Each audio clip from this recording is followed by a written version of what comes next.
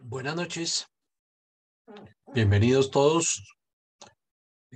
Vamos a iniciar la presentación de esta charla preliminar para el curso que vamos a desarrollar de manera presencial en Yopal Casanare.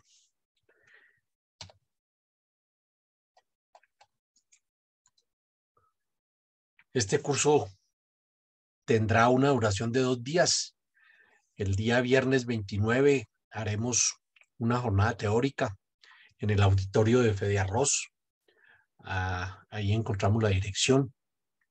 Quienes deseen participar y no conozcan muy bien la zona, nos pueden contactar vía WhatsApp y les enviamos la ubicación de manera escrita o les enviamos por Waze o por Maps para que puedan llegar de una manera más exacta.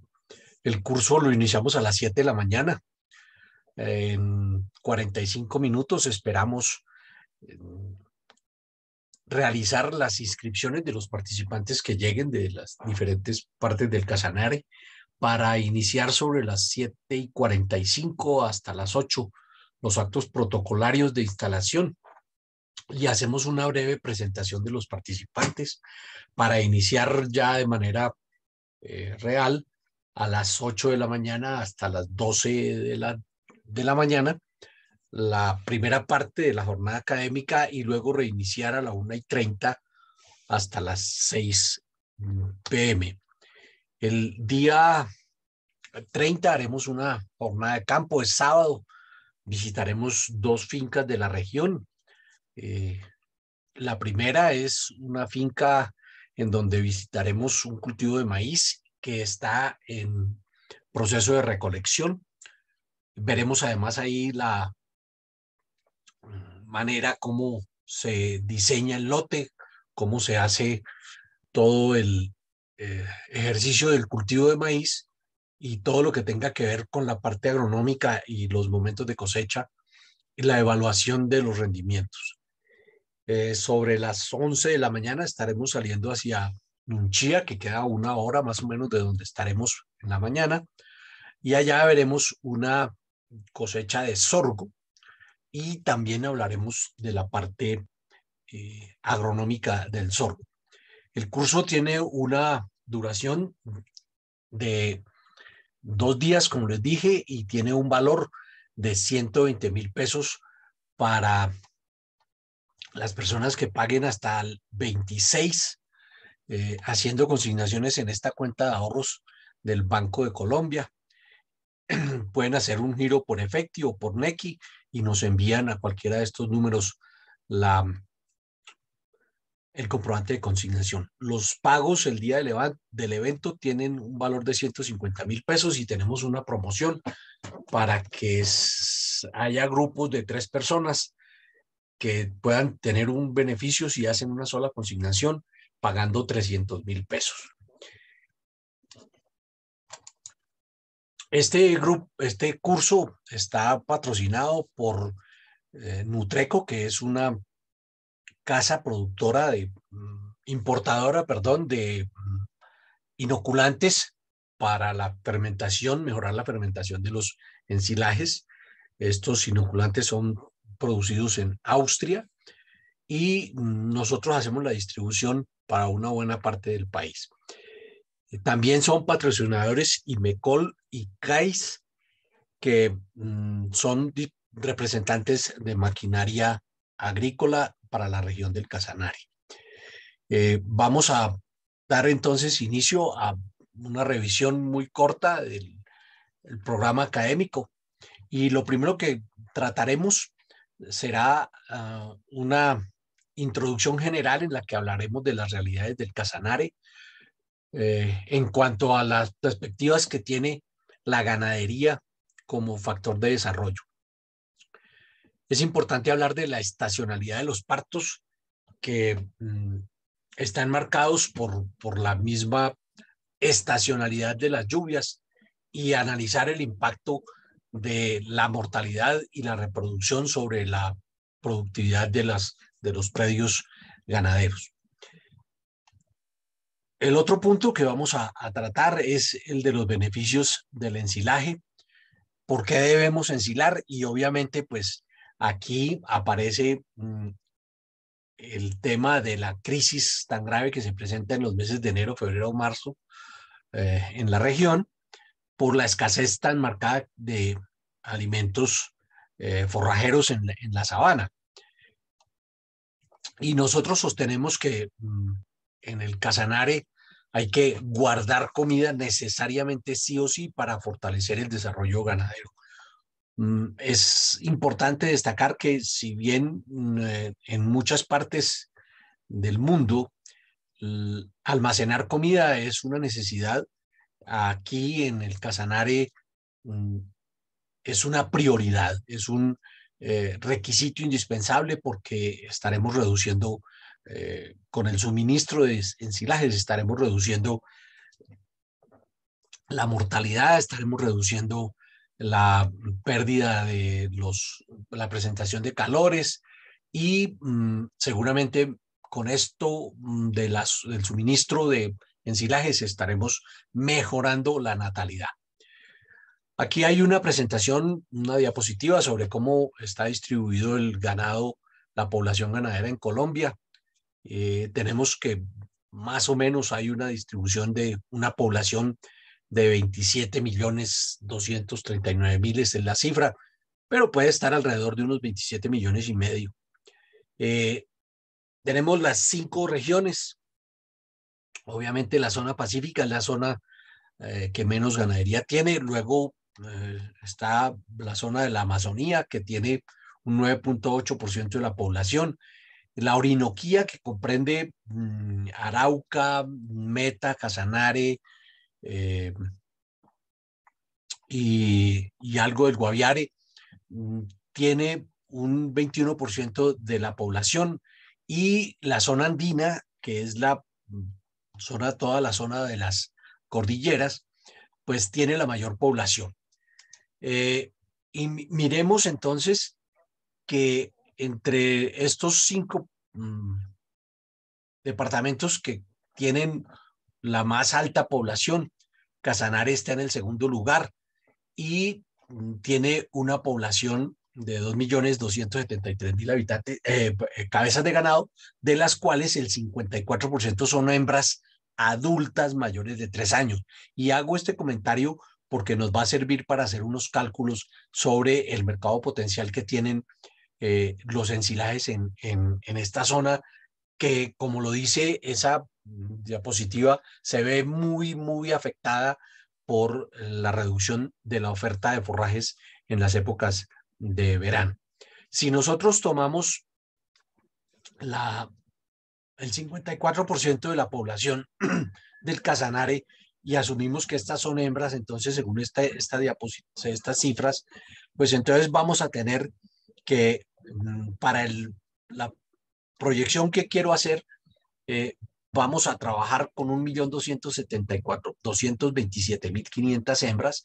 Y si a esas hembras les aplicamos un 40%, que sería una cifra importante de llegar a poderles dar comida, pues tendríamos que la población objetivo para un programa grande de alimentación en el Casanare podría cubrir unas 500,000 animales, unas 500,000 hembras.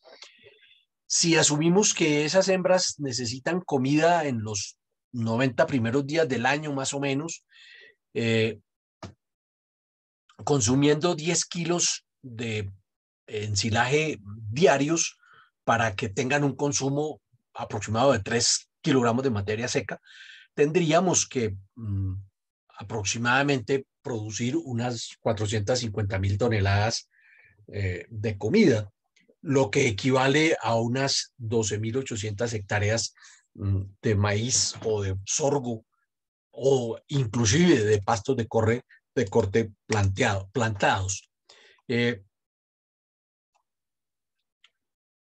Aquí está una distribución de cómo está mm, el ganado en los diferentes municipios.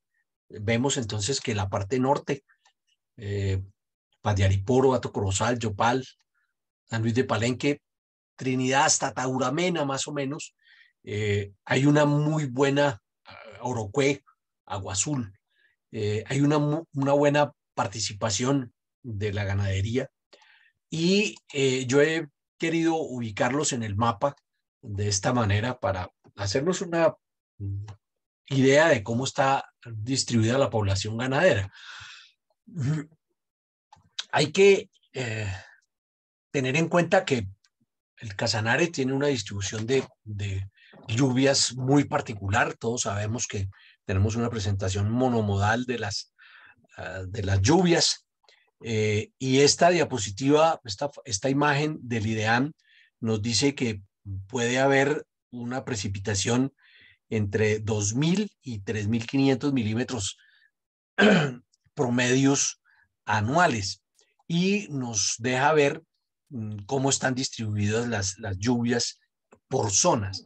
Esto es muy importante tenerlo en cuenta porque con esto vamos a poder proyectar las épocas de siembra.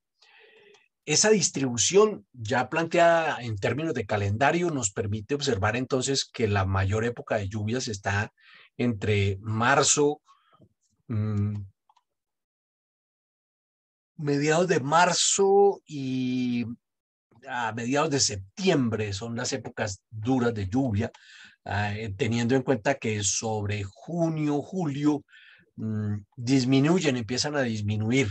Y esto es importante para que podamos establecer cuáles son las épocas en las que vamos a poder tener mayor riesgo por inundación de los cultivos.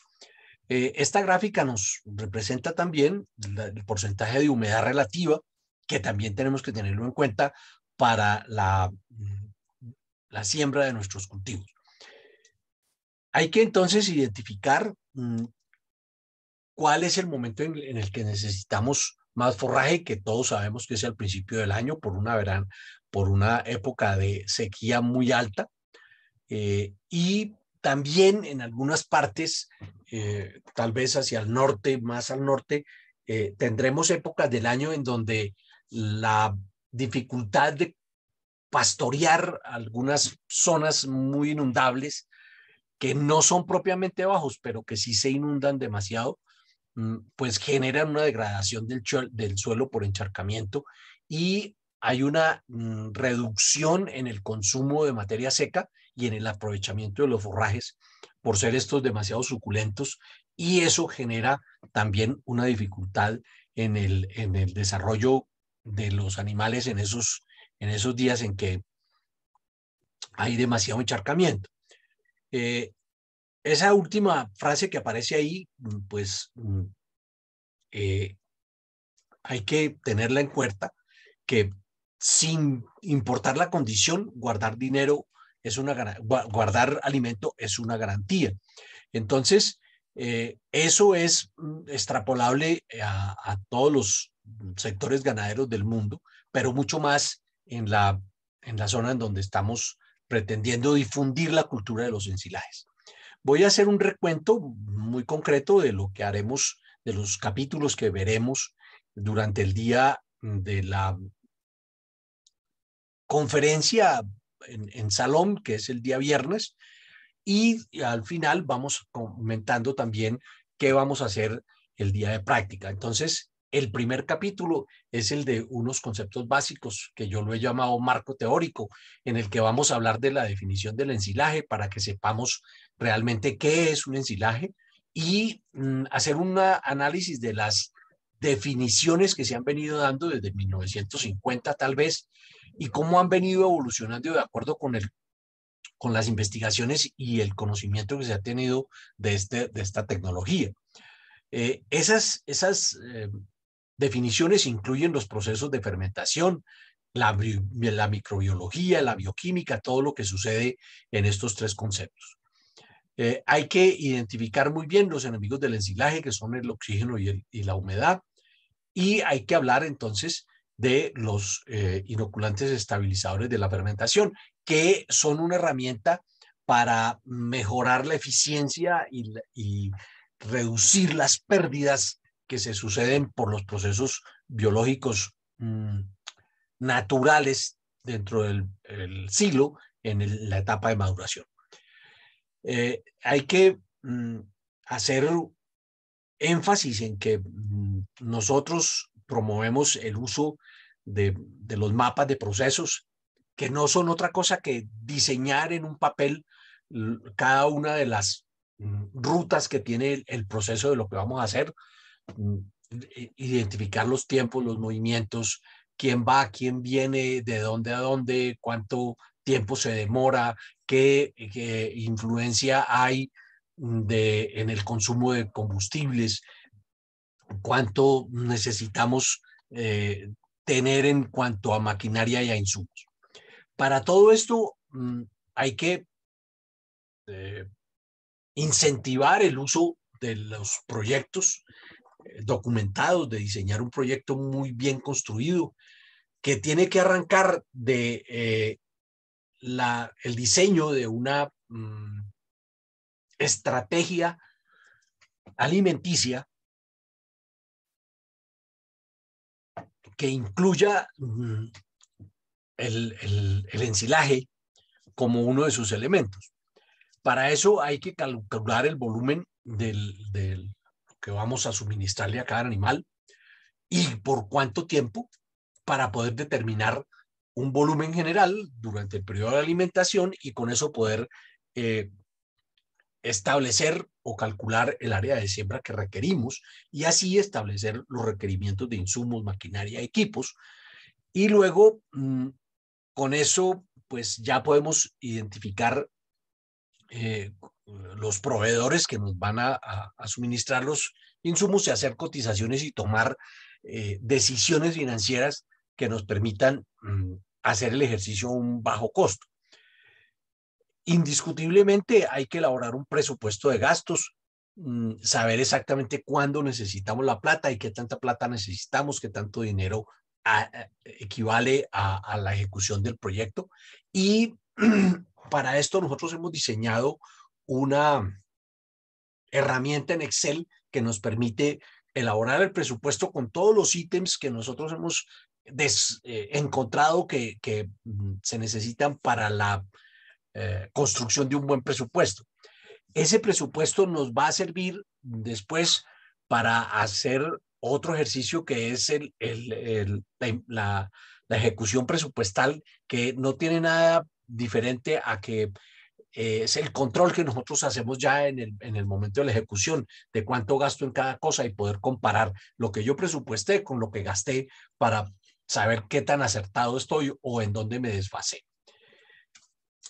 Elaborado ese presupuesto, entonces hay que hacer unos cronogramas de actividades que nos permitan saber en qué momento necesitamos hacer qué labores. Hay una parte de la charla que va a estar dedicada a los cálculos del proyecto, iniciando por la estimación de los consumos, que está íntimamente relacionada con el número de animales y la identificación, la caracterización de cada animal, del tipo de animales que vamos a tener, si vamos a tener hembras en lactancia o hembras de cría, o vamos a tener machos en levante o vamos a tener machos en ceba, estimar los consumos para determinar realmente qué necesidades tenemos de forraje verde y así, junto con la época de alimentación, determinar qué tipo de material vamos a sembrar y cuál es la capacidad que puedo yo tener en términos de forraje verde por hectárea de ese cultivo que voy a establecer de acuerdo con un análisis de suelos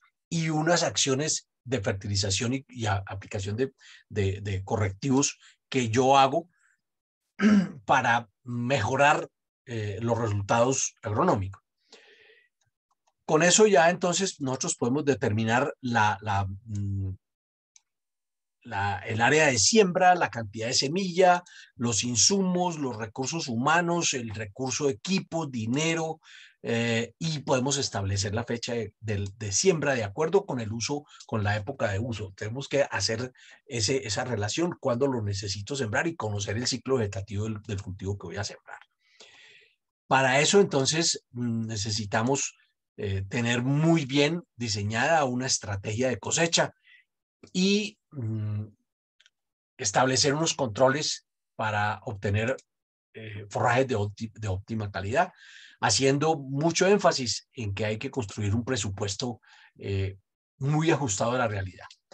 Aquí hay dos de las, tal vez 12 o 10 definiciones que vamos a estudiar, que vamos a mirar, para señalar que en cada definición hay unos puntos de diferencia con la anterior. En la primera, por ejemplo, que es la que traemos de 1957, este personaje decía que solamente se ensilaban los excesos de comida. Ya en 1957, en 1997, que hay otra cantidad de eh, eh, definiciones intermedias que han modificado los conceptos y van encontrando otros argumentos para definir el proceso.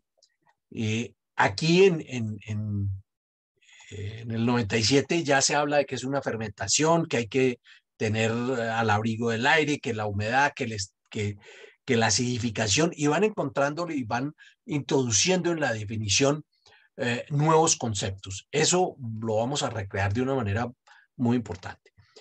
Hay que hablar de la microbiología y identificar qué pasa con los organismos y cuáles son los benéficos y cuáles son los perjudiciales, por qué se desarrollan los perjudiciales y cómo hacemos para que no se desarrollen y se desarrollen los que nos benefician. Con todo esto ya identificado, podemos entonces hablar de las fases del ensilaje, que arrancas desde el momento en que yo introduzco todo el material y sello, y empiezan a sucederse todos los procesos de fermentación y la producción de ácidos grasos volátiles, el ácido acético, el ácido láctico y el ácido butírico. Entonces, hay que saber en esa época de almacenamiento cuál es el periodo en donde se producen cuáles ácidos, para saber cómo podemos asociar los resultados de un análisis de laboratorio con los sucesos que vayan presentándose durante el proceso de fermentación. Estudiaremos muy detenidamente el efecto del contenido de oxígeno y de todos los enemigos del ensilado que normalmente están asociados con muchas veces con la composición del material que vamos a ensilar y otras con los procesos de ya propiamente del ensilaje. Ustedes ven ahí en las diapositivas, en las fotografías, que es muy deprimente ver cuando los recursos se han desperdiciado por un mal conocimiento de la manera como se hacen los ensilajes, que no es difícil, pero es de mucho cuidado. En el segundo capítulo, entonces, hablaremos de las matemáticas del ensilaje, que tienen que ver con el consumo del forraje verde, con las áreas a sembrar, el número de operarios, los requerimientos y los cálculos de insumo, que todo esto tiene que ver con la estrategia que nosotros diseñemos de alimentación, orientando el ejercicio a una población específica de animales. Pueden ser vacas en preparto, vacas en transición, vacas en el primer tercio, machos en la iniciación o finalización, o simplemente las novillas de engorde. En esta fase, usted debe diseñar una ración, debe diseñar una estrategia y saber cómo va a diseñar algunos indicadores para observar resultados, mirar qué está pasando con la aplicación de esa comida que usted va a ofrecer. Y esto se resume en saber a quién, cómo, cuánto y para qué vamos a darle el alimento a los animales. Para estimar los consumos, vamos a utilizar unas fórmulas que están ya establecidas en la nutrición animal, la fórmula del consumo de materia seca, que utiliza el peso y la producción de leche corregida al 4%, que la vamos a analizar muy detenidamente. Y una fórmula que nos dejó en herencia el doctor Alejandro Uribe, perdón por el error. Alejandro Uribe fue un profesor que tuve yo en la Universidad Nacional, un hombre que revolucionó muchos de los conceptos de la nutrición de rumiantes. Y él decía entonces que para establecer el consumo de materia seca hay que tener en cuenta el peso vivo del animal, la producción de leche y la ganancia diaria de peso. Esa es una fórmula que se utiliza tanto para ganado de leche como para ganado de carne, y hay otras que se utilizan solamente para ganado de carne, que las vamos a establecer también, las vamos a utilizar y vamos a hacer unos ejercicios prácticos de cómo se manejan y qué tipo de resultados podemos esperar. Como ya tenemos toda esta teoría explicada de cómo hacer la proyección, ya tenemos un volumen, una cifra de un volumen que vamos a cosechar y que necesitamos guardar, y necesitamos ahora construir o diseñar el silo, perdón. Ese proceso lo vamos a manejar con números reales, vamos a concluir el ejercicio del capítulo 2 con para poder saber qué volumen, qué tamaño de silo necesitamos, dependiendo del número de animales y dependiendo el tipo de animal y el peso y la producción. Eso pues nos dará como resultado el ancho, el largo y la altura de un silo que nosotros tenemos que diseñar para almacenar un determinado número de metros cúbicos de forraje, teniendo en cuenta que para el maíz y para el sorgo las diferencias, perdón, las densidades son de compactación son de 700 kilogramos por metro cúbico para el sorgo y de 600 kilogramos por metro cúbico para los pastos. Al final del curso ustedes podrán estar en capacidad de diseñar sus propias infraestructuras y saber cuánta capa de silo pueden extraer en el día para sus animales. Hay una herramienta que está en Excel, que no es diseñada por nosotros. Esta es una herramienta diseñada por la Universidad de Penn State, que es una de las universidades que más estudios tiene con respecto a todo lo que es el proceso. Esta es una tabla dinámica que no es sino alimentarle los datos que ella nos pide y ella calcula y nos hace el diseño del silo. Este es un documento en Excel que lo vamos a trabajar y lo vamos a compartir con ustedes. Ya sabemos cuánto silo vamos a tener, cuántas hectáreas, y sabemos diseñar el silo. Entonces ahora vamos a hablar de la cosecha, de la ventana de cosecha, la velocidad de cosecha, los tiempos y movimientos de todo el proceso, cuánto nos demoramos en cargar un vagón y cuánto nos demoramos en descargarlo. Hay que hacer una reflexión muy profunda sobre el diseño de los materiales y mantenimiento de las vías, porque generalmente ese es un factor que el ganadero no tiene en cuenta o el agricultor no tiene en cuenta, y resultamos teniendo problemas de cuellos de botella en el proceso que nos van a generar unos costos muy elevados. La ventana de cosecha, entonces vamos a dejar claro algunos conceptos sobre cómo se produce la maduración del ensilaje y cuánto tiempo necesitamos para nosotros para cosechar, para hacer una buena cosecha y así identificar el momento de la cosecha según el estado de la madurez de las mazorcas. Con el tema de la velocidad y los tiempos y movimientos, queremos entregarles a ustedes criterios para manejar una fórmula que vamos a ver muy bien diseñada para poder saber qué tipo qué número de vagones, cuántos tractores necesitamos en el proceso.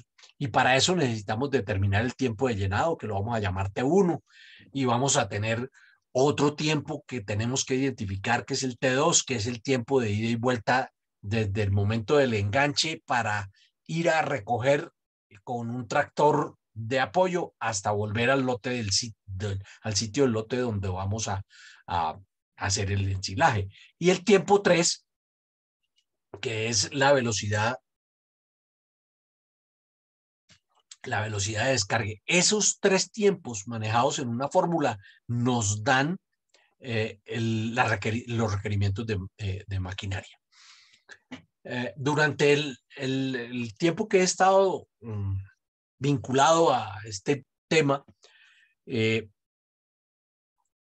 he encontrado que en el inicio, hace unos 12, 15 años, encontrábamos unos obstáculos en la realización y empecé a hablar de los cuellos de botella y con eso creía yo que era un léxico, una frase como muy traída de los cabellos y empiezo a mirar en los temas de ingeniería industrial y encuentro que los cuellos de botella son todo un capítulo dentro de la ingeniería industrial y dentro de la análisis de los procesos industriales.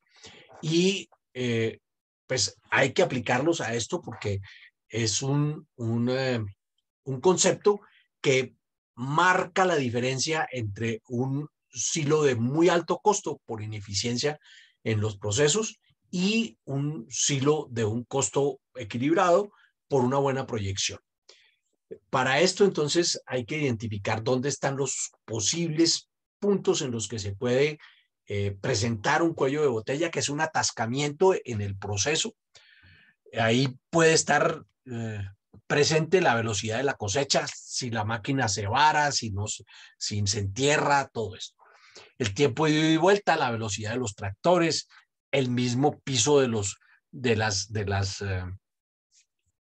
vías de acceso, la ventana de cosecha, que es el tiempo que necesitamos, que debemos tener como límite para cosechar un maíz dentro de su punto óptimo de cosecha. Hay una serie de definiciones también aquí y de consecuencias y de resultados sobre los procesos de compactación y de otra serie de momentos en los que se puede eh, generar una acumulación de trabajo en un solo punto que impide que los demás que están en el siguiente momento del proceso puedan trabajar. Y entonces ahí es donde se producen impactos económicos y generalmente estos cuellos de botella reducen o impactan negativamente la calidad del ensilaje. Este es un capítulo, como les digo, muy detallado, muy importante, al que yo le hago mucho énfasis, porque no siempre nos sentamos en el escritorio a pensar y a proyectar y a prever posibles inconvenientes que vamos a tener ya en el ejercicio. Hay que ir y conocer la ruta, mirar cuáles son las posibilidades de inconvenientes que tenemos. El capítulo quinto, la compactación. Ya dijimos que uno de los enemigos graves del ensilaje es el aire, entonces tenemos que compactar, pero necesitamos determinar un peso de los aparatos con los que vamos a compactar para que haya una densidad de 600 o de 700 kilos por metro cúbico, dependiendo del tipo de material, para que haya una buena fermentación. ¿Cuánto tiempo debemos compactar? Ese es otro punto bien interesante. Y aquí hay una pequeña, digamos, adelanto de lo que puede ser los requerimientos de peso, dependiendo porcentaje de materia seca que estemos cosechando y del volumen de forraje verde que seamos capaces de depositar en el ensilaje. Todo esto lo tenemos que orientar a la reducción de las pérdidas por respiración que se suceden durante el proceso de maduración. Y entonces, ese proceso de maduración lo tenemos que identificar de acuerdo al tipo de respiración que se sucede y al volumen de materia seca que se puede perder por esa respiración durante la maduración. Del tiempo del proceso de maduración, ¿qué es el proceso el tiempo que dura el forraje almacenado para ya después ser utilizado? Tenemos que entonces identificar cuáles son los factores que nos mejoran ese proceso de maduración, cuál es el tiempo mínimo de almacenamiento. No podemos seguir produciendo ensilades que a los 8 días los abrimos y los damos de consumo porque eso todavía no es silo, eso no se ha madurado. Tenemos entonces que conocer cuáles son los tiempos mínimos y cuál es el impacto de ese tiempo de maduración en la calidad final y en el impacto, en el impacto sobre los animales, en el comportamiento de los animales que lo consumen. Hay una característica bien importante que hay que determinar su impacto y es la importancia de la mazorca en la presencia del cultivo y el tamaño del picado. Esos dos factores determinan básicamente la calidad, pero están relacionados también muy estrechamente con el proceso de maduración. Obviamente, pues hay unos límites mínimos, pero no hay un máximo. Desde que esté bien hecho, un silo puede durar mucho tiempo. Hay que hablar de los tiempos de apertura y de extracción, que es el momento en el que más pérdidas se producen en el proceso del ensilaje, porque generalmente no capacitamos a la gente. Ustedes se dan cuenta en esa imagen, los operarios están trabajando, descubrieron todo el silo y lo están empacando para transportarlo. Ahí se está contaminando con aire el material y entonces empezamos a tener nuevamente un proceso de fermentación que se va a acelerar y a producir unas pérdidas exageradas y generalmente no las medimos porque no las detectamos porque no las medimos. Entonces, esto de la apertura y extracción del silo hay que estudiarlo muy bien y aprender a manejarlo porque ahí es donde se pierde plata en el ensilaje. El capítulo 7 vamos a hablar entonces de la infraestructura, en dónde y cómo se almacena. Vamos a hablar de silos en bolsa, cajones, caneca, montón, todos los silos, los tipos de silo que se pueden hacer dependiendo de los volúmenes y dependiendo los recursos que tengamos. De esto, entonces, vamos a hablar del ensilaje en bolsas, que es este que ustedes ven aquí, que yo personalmente ahora no lo profeso mucho porque tiene unos impactos ambientales gravísimos. Ese sistema lo está reemplazando que es el sistema de las canecas. Estos bidones son plásticos, resisten más, es una inversión un poquito alta al principio, pero se compensa porque se evita la rotura de bolsas, es mejor la fermentación, bueno, tiene una serie de ventajas muy importantes. Dentro de los silos ya un poco más grandes, de la trinchera es un sistema muy económico porque pues realmente no necesita sino abrir un hueco en un cerro, en una parte que tenga cómo hacer una explanación. Este es un ejercicio que hemos estado haciendo con mucha frecuencia en nuestras idas al Ecuador. Allá ha gustado mucho este tipo de infraestructura. Obviamente tenemos que saber la calidad del suelo, qué características tiene el suelo, la infiltración del agua, las aguas de escorrentía, bueno, todo eso para poder hacer lograr ubicar el silo en una parte que no corra riesgo. Esto del silo del anillo es un silo para pequeños productores, 600, 700 kilos por unidad. Pues es muy práctico, muy económico y genera muy buenos resultados. El otro es el de los hilos de cajón, que tiene la ventaja de que son portátiles y pues de muy bajo costo, de muy buena practicidad y generan una facilidad muy interesante para compactar y se entregan buenos resultados. Aquí vemos una diapositiva que tiene que ver con el diseño del lote y con la evaluación de la calidad de los alimentos, de los ensilajes. Hablar del otro sistema un poco más grande, vamos a ir creciendo en el tamaño, los silos en bolsa gigante. Este es un sistema que utiliza las bolsas, las Big Bag, en las que vienen las vitaminas en volúmenes, los abonos. Esto lo consigue uno en las fábricas de concentrado, en los molinos arroceros, bueno, en todas esas industrias que manejan volúmenes de insumos y de materias primas importantes. Es un sistema que ahorra mucha plata. Este es una unidad de empaque que puede valer hoy unos 50,000 pesos y pues reduce los costos por el gasto de bolsas. Los hilos en búnker, que es lo que ustedes ven ahí, los búnkers, que son de alta infraestructura, que yo personalmente no se los recomiendo sino a la gente que tenga volúmenes grandes en fincas grandes, con organizaciones serias que tengan proyecciones a futuro, porque ustedes ven ahí, esos son silos de mucha inversión.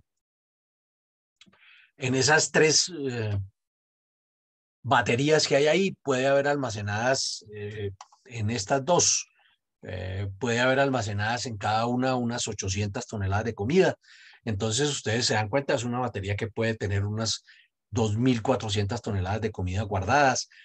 Hay que manejarlos muy bien, hay que cubrirlos y pues son una herramienta bien importante, una infraestructura importante que tiene muchas variaciones. Hay una cantidad de diseños que nos vamos a mostrar en diapositivas y en muchas fotografías. El silo de montón, que es el que más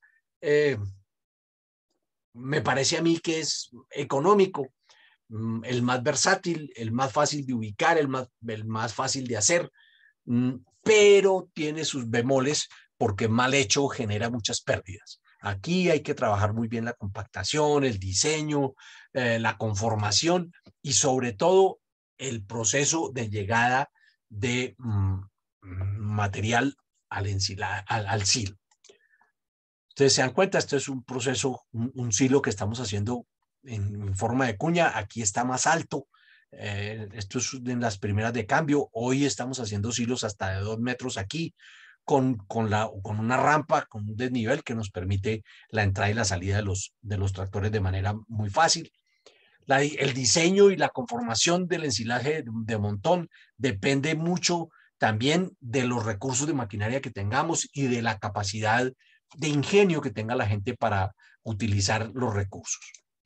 Los momentos de cosecha, cómo se hacen, cómo se diseñan los lotes, la velocidad de corte, cómo influye la velocidad de corte y los espacios de volteo en la cosecha y en el rendimiento de la cosecha, para que haya un menor gasto de combustible y un menor desgaste de la maquinaria.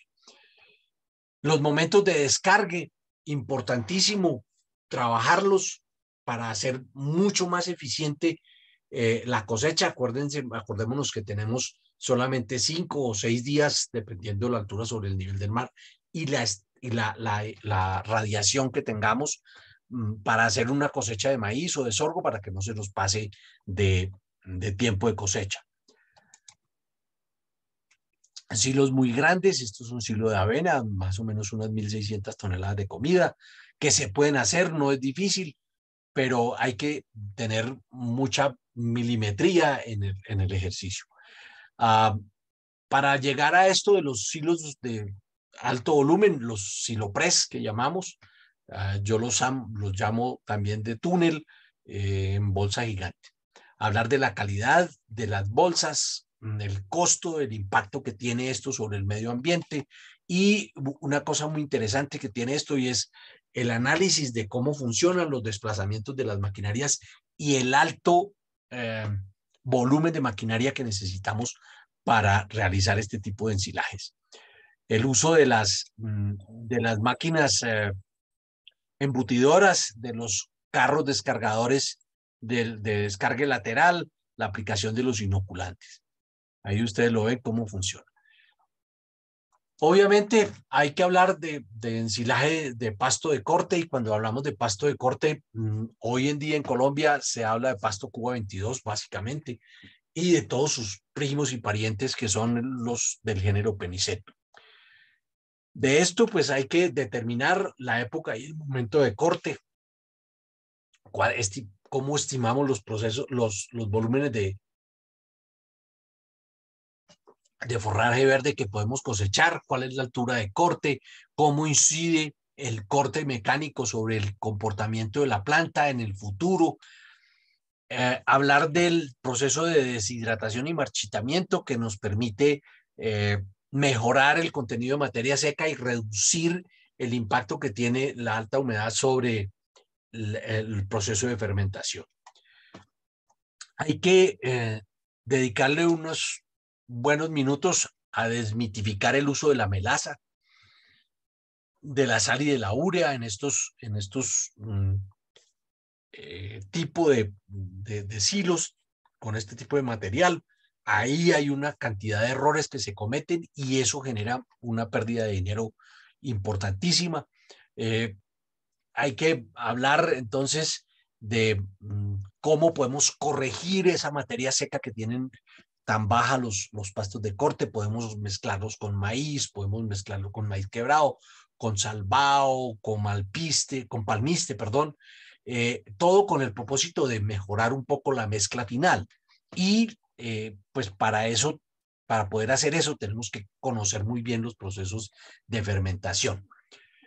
Obviamente, pues tenemos que hablar del proceso de cultivo del Cuba 22, aprender a reconocerlo, que no nos metan gato por liebre, saber de dónde viene, cómo se produjo, cuáles fueron los mecanismos de fitomejoramiento que se produjeron y aprender a conocer el momento de corte. Esta es una diapositiva que yo tengo porque me la regaló o me la dejó, me la envió un ganadero de Costa Rica que estaba haciendo este tipo de ensilajes y él me hablaba de mucho volumen y yo le hablaba de muy mala calidad.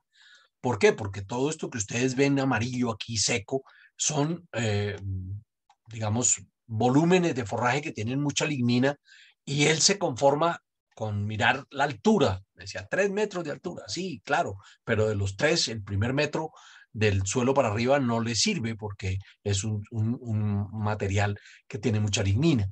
Eso hay que entenderlo y hay que saber por qué y cómo se controla. Este es la imagen de un muy buen ensilaje de pasto. Aquí ustedes lo ven un poquito oscuro, pero es defecto de la fotografía.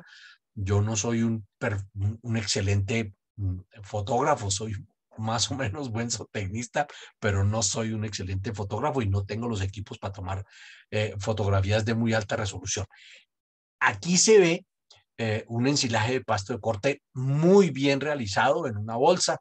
No hay moho, no hay presencia de fermentos, ni de taninos, ni de colores. Ahí están las pruebas, cómo se hacen para determinar la calidad del material ensilado. Del otro que hay que hablar mucho es del Mombasa, que también tiene mucha humedad, tiene muchos problemas, pero se puede ensilar y hay que utilizar y aprender a utilizarlo porque es un elemento de muy bajo costo.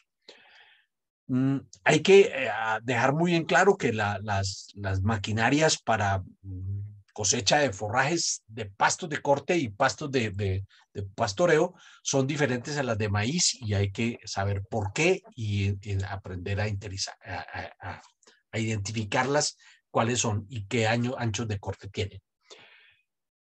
Voy a hacer en este curso mucho énfasis sobre la producción de ensilaje de sorgo, que tiene una cantidad de ventajas impresionantes de tipo económico, sin que la diferencia nutricional entre el sorgo y el maíz sea significante, lo cual le da una ventaja importante en esta zona de Casanare, porque de este material podemos tener un rebrote y hasta 2 rebrotes con una misma siembra, entonces nos vamos a ahorrar una gran cantidad de dinero en esos insumos iniciales.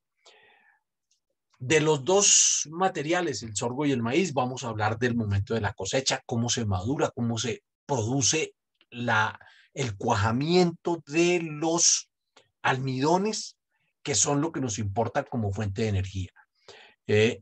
Interpretar esta imagen tiene mucho buen resultado en el momento del inicio de la cosecha, porque este es un ejercicio que tenemos que aprender a saber cómo se condensan los almidones en el tiempo y qué pasa con los colores amarillo y blanco en el proceso de maduración.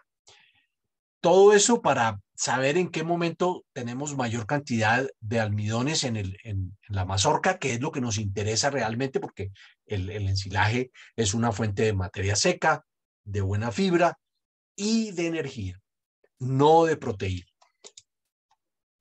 Dentro de los factores muy importantes en la calidad final del ensilado, tanto en sorgo como en pasto como en maíz, está el tamaño de la partícula, y esto que ustedes ven ahí es una caja que nosotros hemos adaptado de una original que lanzó la Universidad de Penn State a unos 15 años hace, para analizarlo, se llama el analizador de partículas de la Universidad de Penn State. Nosotros tuvimos un proceso de investigación con ellos y adaptamos esta para ofrecerle esta la vendemos nosotros, la vendemos para que el ganadero pueda calibrar sus máquinas para que no le salgan volúmenes demasiado altos de este material. Necesitamos un material largo, pero no mucho, un 10, un 12%, dependiendo si es sorgo, si es maíz. Necesitamos un 50, un 60% de este tipo de material más delgadito, pero necesitamos también bajos niveles de, de partículas finas, porque tampoco es sano que tenga mucho fino. El material, al llegar al rumen, va a tener un comportamiento de acuerdo al tamaño de la partícula. La altura de corte, ¿qué pasa cuando cortamos a 40 centímetros? ¿Qué pasa cuando cortamos a 20? ¿Cómo influye los rendimientos en términos de volumen o en términos de materia seca o en términos de calidad? Más concentración, menos energía, perdón, más energía, menos ligmina.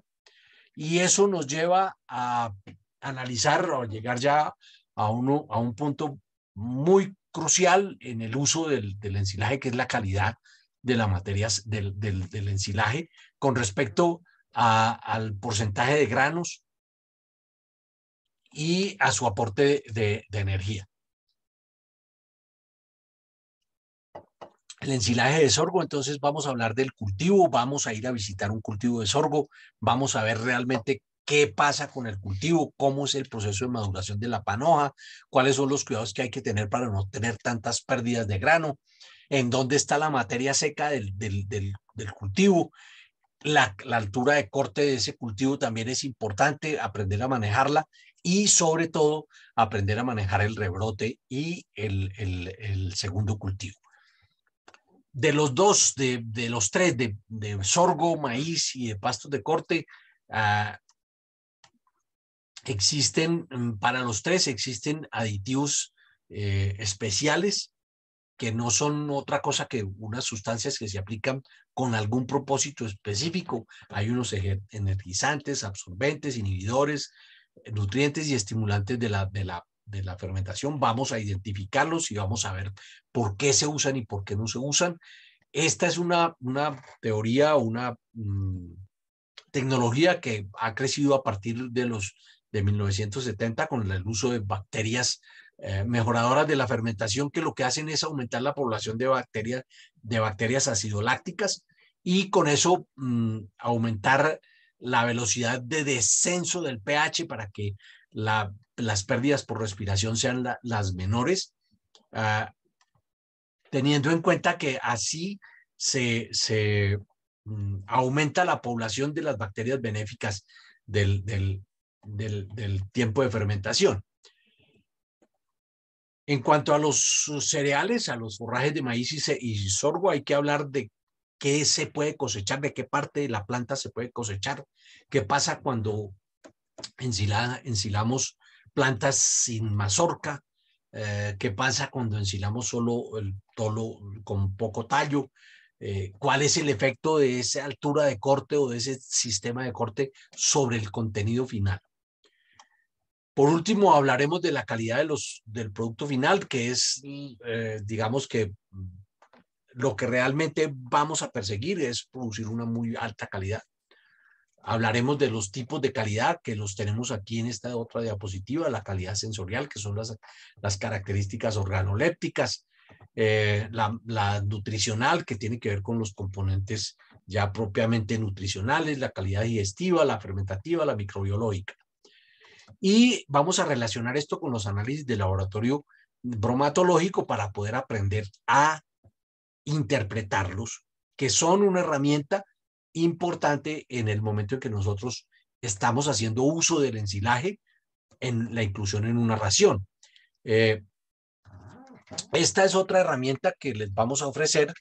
Es una hoja en Excel que es dinámica y tiene tres componentes básicamente, que son el análisis, la inclusión de datos del laboratorio que están aquí. Ustedes se dan cuenta: acidez, materia seca, FDN, FDA, proteína, cenizas, y de acuerdo a eso ella le da un puntaje. Y también nos salen unas alarmas cuando se pasan esos puntajes de unos mínimos y unos máximos requeridos. Nos analiza también cuándo podemos descartar un ensilaje por el contenido de materia seca o por el pH o por algún otro contenido de cenizas. Y nos permite también evaluar el color, la madurez, el olor, dándole un puntaje final en combinación con los dos criterios que se analizan. Esto es una herramienta valiosísima para la evaluación de la calidad. Ustedes la van a tener para aprender a manejar. El día sábado, en el día de campo, vamos a ir, entonces ya les mencioné, a 2 fincas, y ahí vamos a hacer un reconocimiento de lo que son todos los equipos, los métodos de siembra, los diferentes modelos de almacenamiento. Vamos a hacer unas prácticas ahí. Ustedes van a tener oportunidad de hacer algunos ejercicios, de hacer bolsas, de evaluar rendimientos, de mirar densidades poblacionales. Con esto termino la presentación de este preliminar de este curso, con el propósito pues de que ustedes hayan tenido la información completa. Los esperamos. Como les dije, iniciamos el viernes muy temprano en el auditorio de Fede Arroz. Las personas que quieran consignar antes del 26 lo pueden hacer. Nos llaman y nos envían los comprobantes de pago. Nosotros les enviamos la dirección para que puedan llegar. Esperamos que nos acompañen, que disfruten esto, que lo pongamos en práctica todos para ver cómo hacemos del Casanare un centro de producción ganadera de alta estabilidad y de muy baja mortalidad, de alta natalidad. Los esperamos entonces. No hay más información que podamos brindarles.